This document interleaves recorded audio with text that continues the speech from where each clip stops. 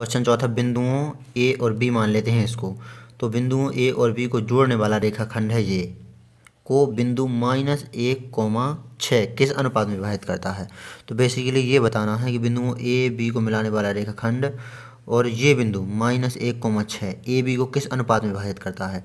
तो हम मान लेते हैं माना के अनुपात 1 में विभाजित करता है। हमें पता है ये है यहाँ पर विभाजन बिंदु ए और बी का, लेकिन अनुपात हमें पता नहीं है। तो m1 m2 ये अनुपात हमें ज्ञात करना है। अब हम यहाँ पर विभाजन सूत्र लगाएंगे। तो विभाजन सूत्र होता है इस प्रकार का, आपको याद ही होगा। इस प्रकार का विभाजन सूत्र x बराबर y बराबर, लेकिन विभाजन बिंदु हमें मिला है तो विभाजन बिंदु का ये मान हो जाएगा x और ये मान हो जाएगा y। जो ये x और y दिए गए हैं ये मान होंगे ये -1 और 6।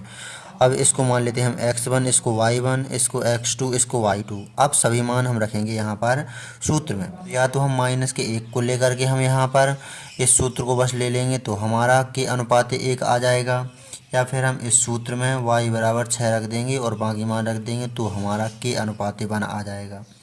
तो हम इस सूत्र को लेकर के चलते हैं। तो x का मान यहाँ पर -1, तो हम -1 रख देते हैं।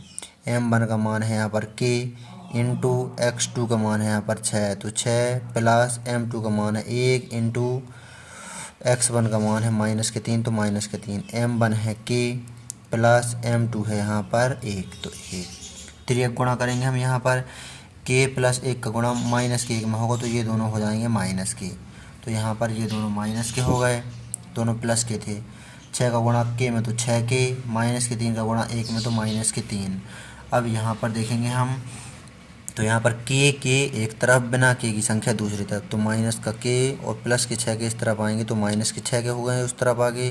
प्लस के 6 को इस तरफ भेजा तो -6 के, -1 को उस तरफ भेजा तो +1। माइनस का k और -6 के हो जाएंगे -7 के, और बराबर में हो जाएगा -3 में से प्लस का 1 घट जाएगा तो -2, माइनस से माइनस कैंसिल हो जाएगा यहाँ पर। अब यहाँ पर k के साथ गुणा में है 7, 7 को उस तरफ भेजेंगे तो भाग में पहुँच जाएगा 7, तो 2/7 आ जाएगा k। k के बटे में कुछ नहीं तो 1 ले लिया, तो k/1 बराबर 2/7, तो k अनुपात 1 बराबर 2:7। तो ये आ गया हमारा अनुपात 2:7। यही हमारा आंसर देख लीजिए, अतः अनुपात 2:7 है।